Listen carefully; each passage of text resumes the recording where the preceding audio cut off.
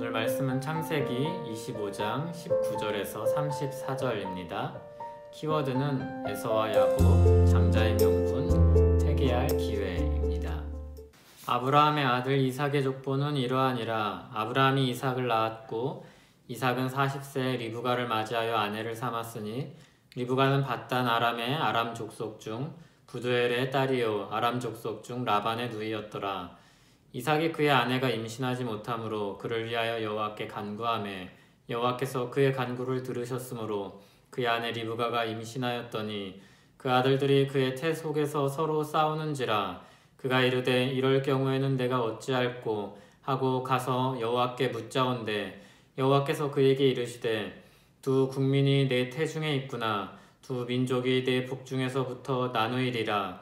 이 족속이 저 족속보다 강하겠고 큰 자가 어린 자를 섬기리라 하셨더라.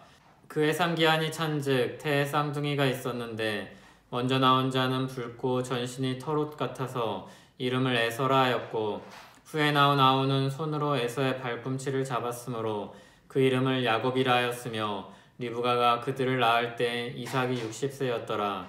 그 아이들이 장성함에 에서는 익숙한 사냥꾼이었으므로 들 사람이 되고 야곱은 조용한 사람이었으므로 장막에 거주하니 이삭은 에서가 사냥한 고기를 좋아하므로 그가 사랑하고 리브가는 야곱을 사랑하였더라.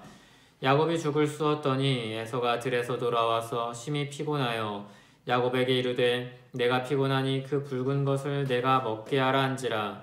그러므로 에서의 별명은 에돔이더라. 야곱이 이르되 형의 장자의 명분을 오늘 내게 팔라. 에서가 이르되 내가 죽게 되었으니 이 장자의 명분이 내게 무엇이 유익하리요.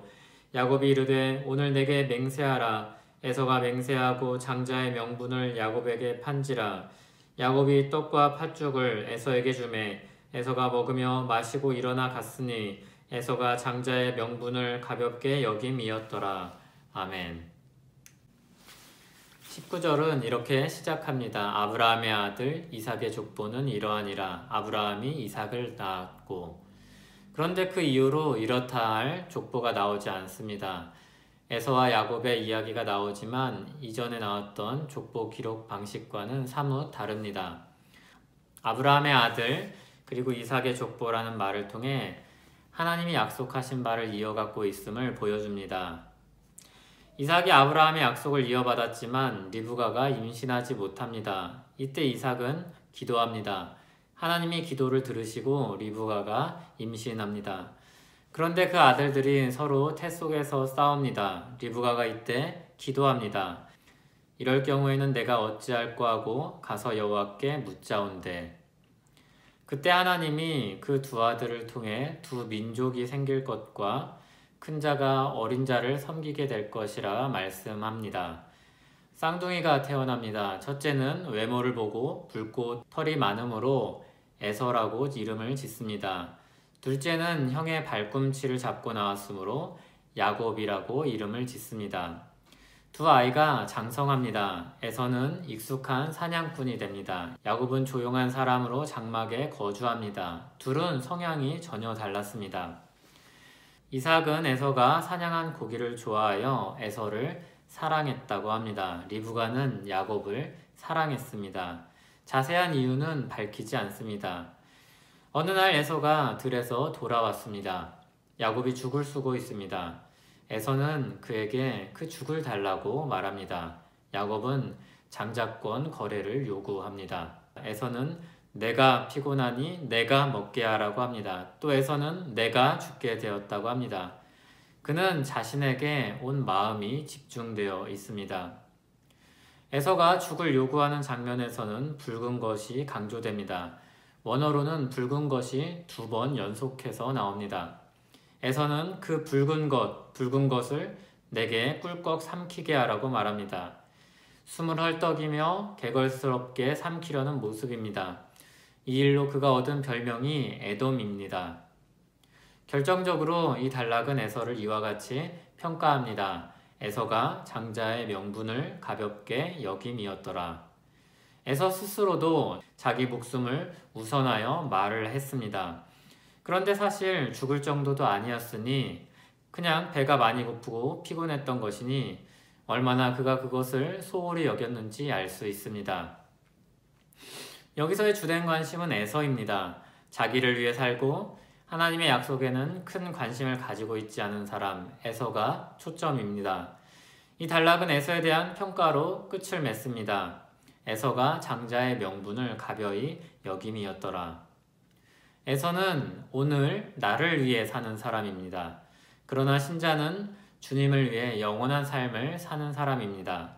하지만 우리도 종종 또 자주 에서와 같이 살 때가 많습니다. 오늘 내가 죽게 되었다. 오늘 내가 힘이 된다. 주님이 주신 소망과 약속이 무엇이냐? 주님의 뜻과 주님의 날이 무슨 의미가 있는가? 자기 욕구를 위해 영적인 가치를 기꺼이 포기합니다. 히브리서는 회개할 기회를 잃어버린 사람의 예로 이 에서를 언급합니다. 음행하는 자와 혹 한 그릇 음식을 위하여 장자의 명분을 판 에서와 같이 망령된 자가 없도록 살피라. 너희가 아는 바와 같이 그가 그 후에 축복을 이어받으려고 눈물을 흘리며 구하되 버림바가 되어 회개할 기회를 얻지 못하였느니라. 퀘스터는 에서의 행동에 대해 다음과 같이 말을 합니다. 하나님이 에서의 복을 박탈하신 것이 아니다. 에서가 그것을 팔아먹은 것이다.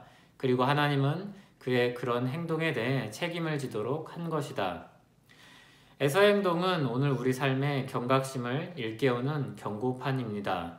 정지 신호는 우리를 거기 멈춰서 갈 수 있는 길로 가도록 안내합니다. 그는 회개할 기회를 얻지 못하였지만 우리는 회개할 기회를 아직 가지고 있습니다. 잘못된 생각, 선택, 말, 행동 등을 깨달았다면 돌이켜 믿음의 경주장으로 돌아와야 합니다. 하나님은 오늘도 우리를 사랑하시기에 믿음의 삶, 거룩의 삶으로 우리를 부르십니다. 기도하겠습니다. 하나님 아버지, 우리를 죄악된 삶에서 건져주시길 원합니다. 연약한 육체와 수많은 유혹 속에서 우리를 지켜주시옵소서. 죄를 깨닫게 하시고 회개하는 마음을 주시고 다시 주의 길로 믿음의 경주를 하는 삶으로 인도하여 주시옵소서. 예수님의 이름으로 기도합니다. 아멘.